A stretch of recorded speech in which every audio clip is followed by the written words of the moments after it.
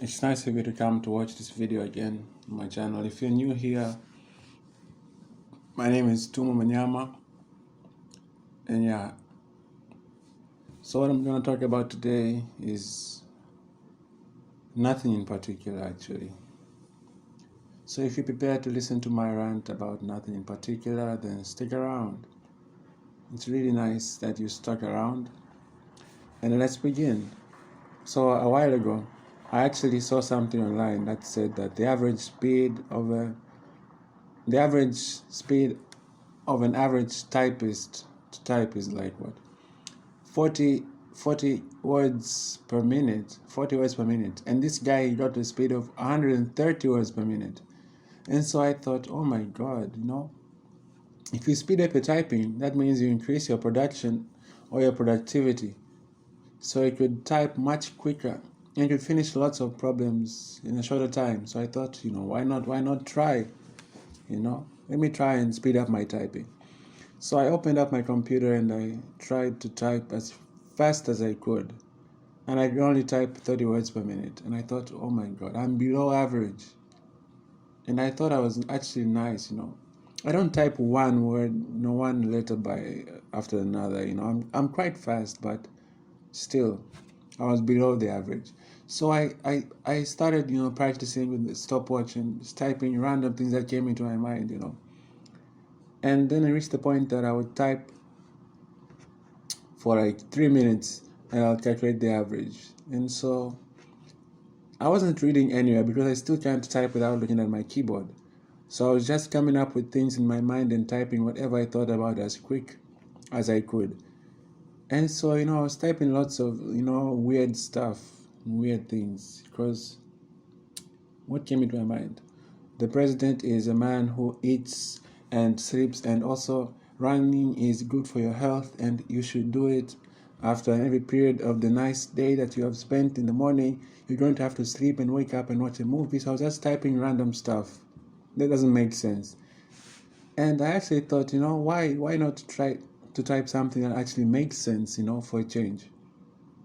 And so I started my plan to type 5 pages every day and to try to make it sound or to something that makes sense.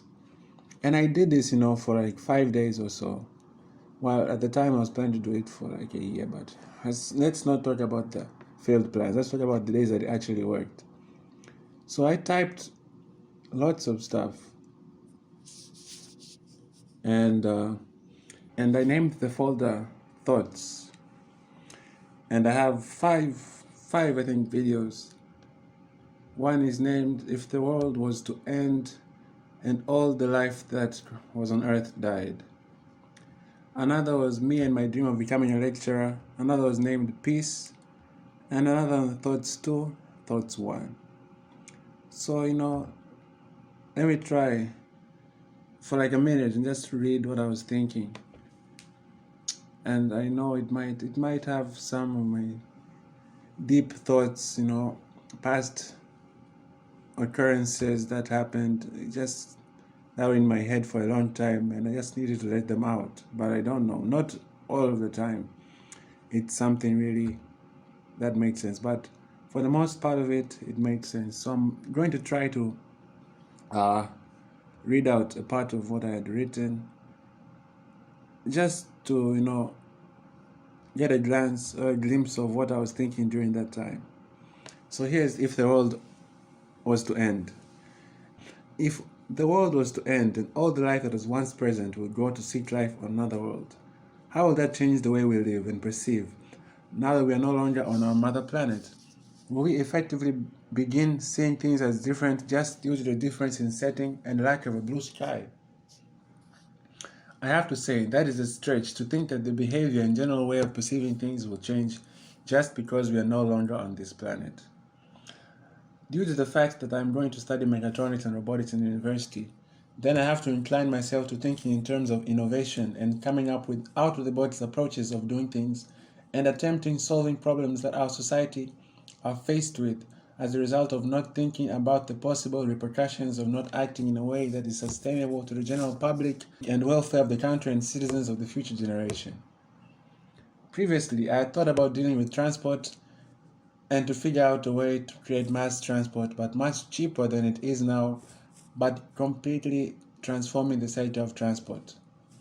So that's just a glimpse of the first passage, which I only talked about it like in a few phrases, and then I skipped to something completely different, non-related to what I was talking about.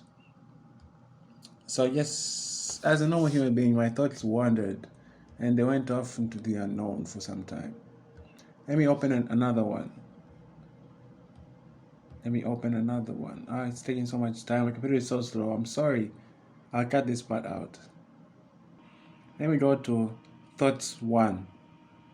Or let me read peace. So as it's opening, let me try to put myself into the mindset that I was in during that time. Responsibility.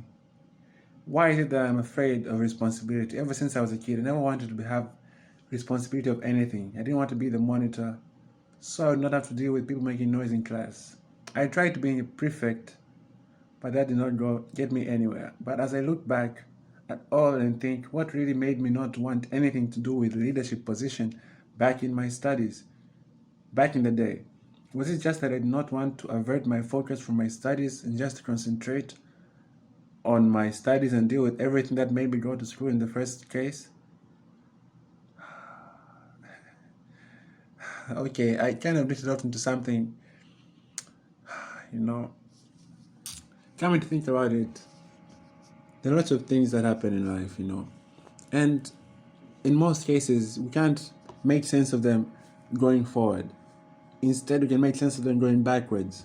So as I look back on things, that's when you join the dots, and it actually makes sense. But as we're joining the dots, is it the way they were meant to be joined, or is it just the thing that makes sense to us that we accept immediately? Because some things are hard to explain unless you look at them from a different perspective.